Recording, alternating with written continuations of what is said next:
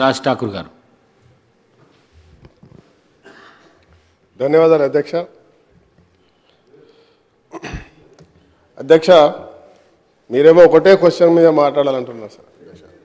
మా రామగుండం కాన్స్టిట్యున్సీ ఒకప్పుడు ఈ రాష్ట్రంలో ఎవరైనా వస్తే ఉద్యోగాలు దొరికేటి అధ్యక్ష.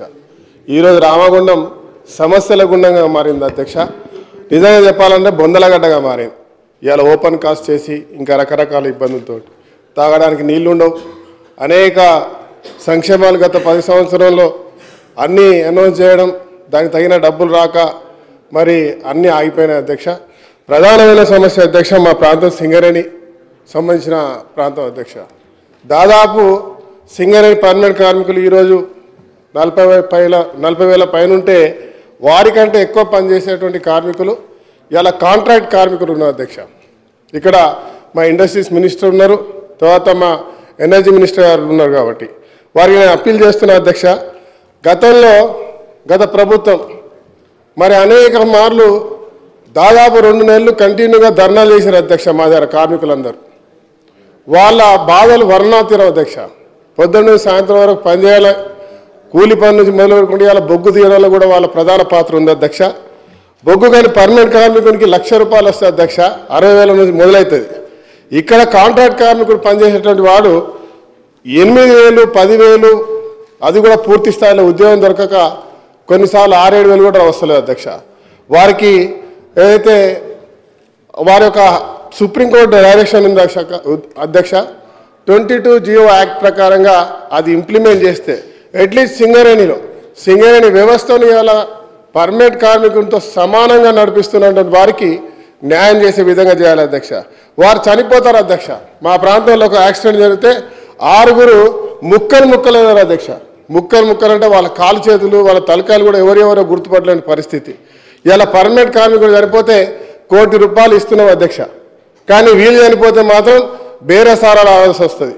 కూరగాయలు ఉన్నట్టుగా ఒకరు 1 లక్ష, 2 లక్షలు, 3 లక్షలు అనుకుంటూ ఆ 30-40 లక్షలకు సెటిల్ చేస్తారు అధ్యక్ష. అది కూడా తిరిగి వాళ్ళు విసిగి వేదారిపోతారు. ఆ డబ్బులు ఇప్పటివరకు రావా అధ్యక్ష. నేను ప్రభుత్వాన్ని మీ ద్వారా కోరుతున్నా అధ్యక్ష, అట్లీస్ట్ సింగరేణి, ఎన్టీపీసీ, ఆ ప్రాంతంలో కేశారాంలో ఇవన్నీ కూడా సింగరేణికి సంబంధించినటువంటి వారి యొక్క నిధుల్లో నుంచి వాళ్ళకు ఉద్యోగాలు ఇవ్వచ్చు అధ్యక్ష. వారికి ఖచ్చితంగా మరి హై పవర్ వేతనాలు ఏదైతే ఉన్నాయో ఆ హై పవర్ వేతనాలలో కూడా అధ్యక్ష స్కిల్డ్, సెమీ స్కిల్డ్, అన్స్కిల్డ్ వాళ్ళకి ఆ రకంగా వేసుకున్నా కూడా ఒక్కొక్కరికి 18 నుంచి 20-25 మాత్రమే వస్తాయి అధ్యక్ష. ఆ 25,000 తీసుకునే వారు సమానంగా పర్మనెంట్ కార్మికులతో సమానంగా పనిచేస్తారు అధ్యక్ష. పర్మనెంట్ చేయకపోయినా ఈరోజు ఇలా నిరుద్యోగ సమస్య అధ్యక్ష. మా దగ్గర ఇంటింటిలో ప్రతి ఇంటికి 2 గ్రాడ్యుయేట్లు ఉంటారు అధ్యక్ష. కూలీ నాలి చేసుకొని మా ప్రాంతంలో ప్రతి ఇంట్లో చదివించినటువంటి ఒక మంచి వ్యవస్థ ఉంది. మా ప్రాంతంలో దాదాపు ఈరోజు కూడా 30,000 మంది నిరుద్యోగులు ఉద్యోగాలు లేక ఇంజనీర్లు, ఎంబీఏలు చేసుకుంటూ ఇంజనీరింగ్ పని చేసిన వాళ్ళు కూడా ట్రాక్టర్లు నడుపుతున్నారు, ఆటోలు నడుపుతున్నారు, సెక్యూరిటీ గార్డులు చేస్తున్నారు, కూలి పని పోతున్నారు అధ్యక్ష. మొన్న నేను వాడలకు వెళ్తే ఒక అమ్మాయి వాళ్ళ నాన్నతో మేస్త్రి పని చేస్తుంది. మేస్త్రి పని అంటే తట్టలేపుతున్నారు. ఒక అమ్మాయి ఏమో ప్లాస్టింగ్ చేస్తుంది అధ్యక్ష. చాలా దారుణం అధ్యక్ష. ఆమెను అడిగిన ఏం చదివినామా అంటే నేను ఎంబీఏ అన్నాను. వాళ్ళ కొడుకు మా తమ్ముడు ఇంజనీరింగ్ అన్నారు. మీరు ఎందుకు మరి పని చేస్తున్నారంటే తెలంగాణ వచ్చింది, తెలంగాణ వస్తే మా కుటుంబాలు బాగుపడతాయి, బంగారు కుటుంబాలు అవుతాయి, అందరికీ ఉద్యోగాలు వస్తాయని ఆశించడం. కానీ అన్న మా బతికిదైపోయింది, మా నాన్నకు తినడానికి తిండి లేదు, మా నాన్నకు పెరాలసిస్ వచ్చింది. ఇవాళ ప్రతి 10 ఇండ్లకు ఒక ప్రాంతంలో ఇవాళ ఓపెన్ కాస్ట్ నడి ఊర్లో చేయడం వల్ల ఈరోజు ప్రతి ఒక్క 10 ఇండ్లకు ఒక పెరాలసిస్ పేషెంట్ ఉన్నాడు. ఇవాళ మన కుటుంబాన్ని కాపాడాలంటే మేము ఈ పని చేయాల్సి వస్తుంది అని చెప్పి వాపోతున్నారు అధ్యక్ష. ప్రత్యేకమైనటువంటి దృష్టి పెట్టి రామగుండాన్ని మరి అక్కడ ఈ యొక్క దీనిపై పూర్తి స్థాయిలో మరి ప్రభుత్వం వారి యొక్క వేతనాలు పెంచేటువంటి 22 యాక్ట్ని ఇంప్లిమెంట్ చేయాలని, అట్లీస్ట్ సింగరేణి కన్నా ఇంప్లిమెంట్ చేయాలని మీ ద్వారా కోరుతున్న అధ్యక్ష. దాంతోపాటు ఇండస్ట్రీస్ మినిస్టర్ గారు ఇక్కడే ఉన్నారు, మరి ఎనర్జీ మినిస్టర్ గారు ఉన్నారు. జెన్కో నిన్న కూడా మాట్లాడిన అధ్యక్ష, ఆడ ఖచ్చితంగా జెన్కో ద్వారా 1x800 పవర్ ప్లాంట్ కట్టించాలని చెప్పి మీతో కోరుతా ఉన్నా. మరి అదే మరి ఇంకా అనేక సమస్యలు ఉన్నాయి. మా ప్రాంతంలో తాగడానికి నీళ్ళు లేవు అధ్యక్ష. మా చుట్టూ చూస్తే గోదావరి ఉంటుంది, అక్కడ రివర్స్ పంపింగ్ వాడు మేడిగడ్డ నీళ్ళు వచ్చినాయి అధ్యక్ష.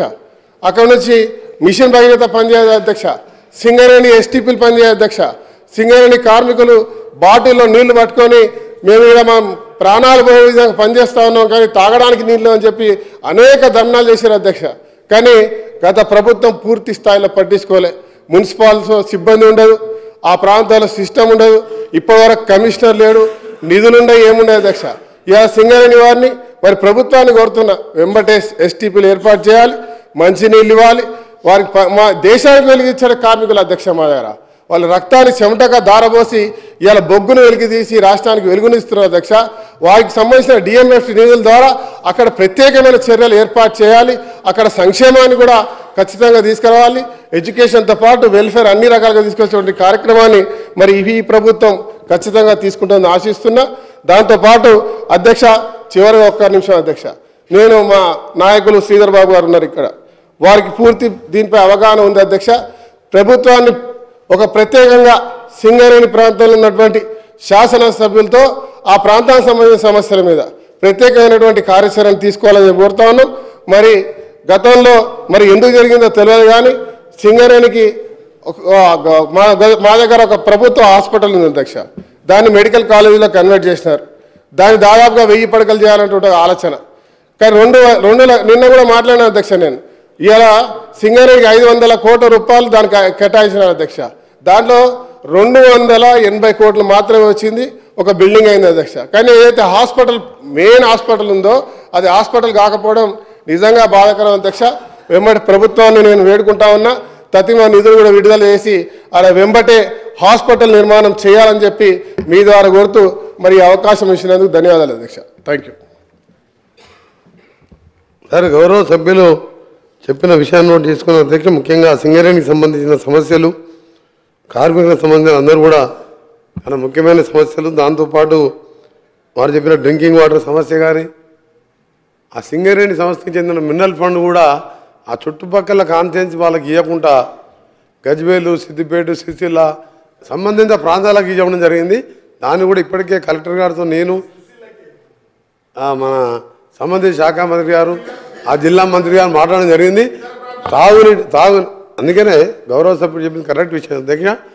ఎక్కడైతే ఉందో ఆ ప్రాంతంలో ఎఫెక్ట్ అయ్యే పబ్లిక్కి ప్యూర్ వాటర్ ఇవ్వాలి, దాని మీద ఆదేశాలు ఇవ్వడం జరిగింది. సంబంధిత జిల్లా శాఖ మంత్రి శ్రీధర్ బాబు గారు, సంబంధిత మంత్రి బట్టి గారికి, అలాగే పొన్నం ప్రభాకర్ గారితో చర్చించి దాని మీద కూడా చర్యలు తీసుకుంటాం.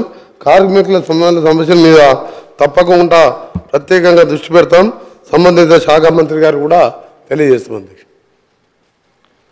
గౌరవ సునీత లక్ష్మారెడ్డి గారు.